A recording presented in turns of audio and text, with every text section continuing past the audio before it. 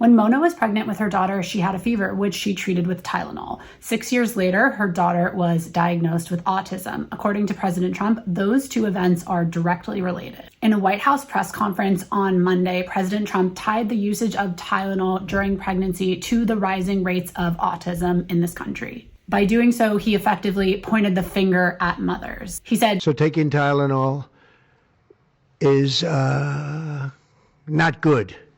All right, I'll say it. It's not good." He appeared alongside Secretary of Health and Human Services RFK Jr, who is a noted anti-vaxxer, for the record, and he made this announcement. And across the country, moms of children with autism were watching the announcement, and they came away feeling like they were being blamed for their child's diagnosis. The moment that Mona heard the announcement, she said it brought her back to the initial stages of grief that she had when her daughter first got her autism diagnosis. She said that she blamed herself, what she did, what she ate, what she drank to cause the diagnosis. She said it's really traumatizing to hear them blame autism on Tylenol, thereby blaming it on the woman. She said, the mother, the one responsible for carrying life, it's always somehow our fault.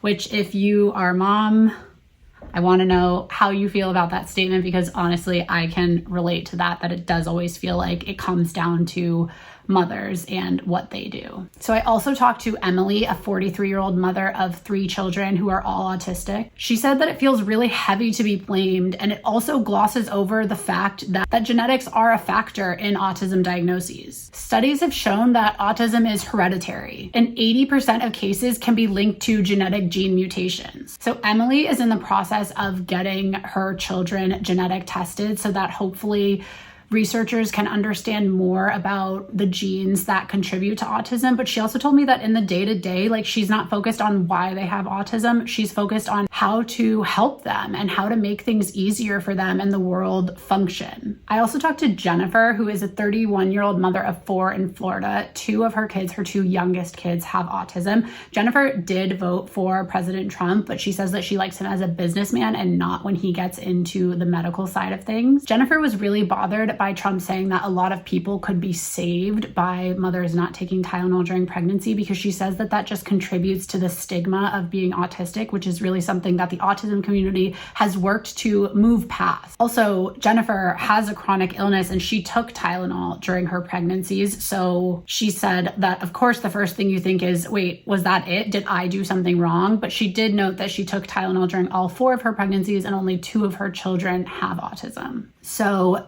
I also talked to an epidemiologist, Alyssa Villa, and she summed it up like this: there is no evidence of a causal relationship between Tylenol usage and an autism diagnosis. But she noted that in some observational studies, there have been correlations between moms who use Tylenol during pregnancy and their kids later being diagnosed with autism or ADHD. But, Villa said, correlation does not equal causation. She said, think of it this way. Pregnant women take Tylenol for fevers, infections, migraines, or pain, all of which on their own can affect fetal development. So Tylenol might just be a marker for these underlying issues, not the cause. But the Trump administration has been targeting the cause and prevalence of autism as one of the markers of the Make America Healthy Again movement, which is RFK's pet project. Trump has long been preoccupied with autism. As far back as 2007, he was saying that children get too many vaccines at once. And he repeated that this week in the press conference when he urged parents to space the vaccines out. Trump also talked about the increase in autism diagnoses. And studies do show that the prevalence of autism disorder has increased. So it was 1 in 150 in 2000.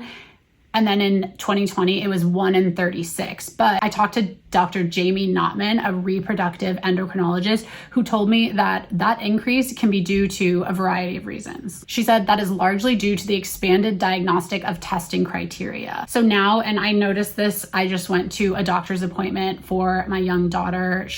And I had to fill out a bunch of questions and a bunch of answers. And they asked things like, when you talk to her, does she maintain eye contact with you? Does she, is she happy to be around other people? Does she react negatively to sounds and noises? And it kind of made me think that maybe that was what they were screening for, is autism. And so now that there's more regular screening for autism, people are being diagnosed more. It's also complicated because Trump saying that Tylenol usage in pregnancy causes autism, well, Tylenol, acetaminophen, is one of the only painkillers and fever reducers that is approved for use in pregnancy. So it's not like pregnant women are suggested not to go take ibuprofen. So it's not like they can just like not take Tylenol and go take ibuprofen, right? Like anyone who's been pregnant knows that. And Trump actually suggested that pregnant women just tough it out when they need Tylenol, which if you've ever been pregnant and in pain, it's not something that you can just tough out. And especially if you have a fever, because a fever can be really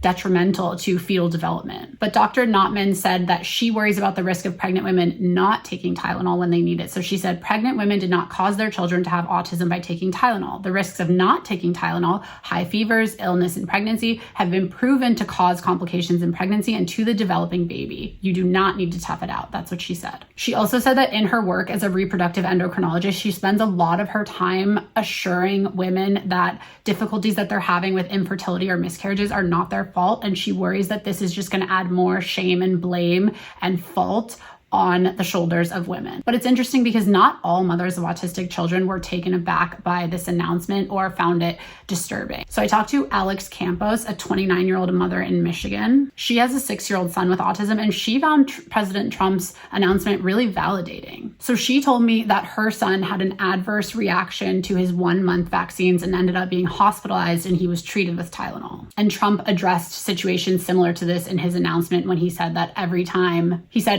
they give them a vaccine, they throw in Tylenol. When her son was diagnosed with autism at the age of 4, Alex went and looked for answers, and she did come across other parents who were wondering if early exposure to Tylenol was the reason that their kids were autistic. And now she's hearing the president echo her concerns. So she said, it hit us hard. It felt good and bad. I've always felt feelings of guilt over his vaccines and the Tylenol and that whole hospital experience. It broke my heart a little because it validated a feeling that I've had forever. Alex told me that she cried while watching the press conference. She couldn't believe that the suspicion that she had long held was now being broadcast by the president. She said, I'm glad that they're researching, even if it's just the beginning. Maybe there is a link or maybe there isn't a link, but at least they're doing something. So I do think it's important to note that not all mothers of autistic children feel the same way. Obviously, there's a lot of variation in the reactions, but if you want to read this full story, I'll make sure to link it in the description of this video. And if you're interested in other deep dives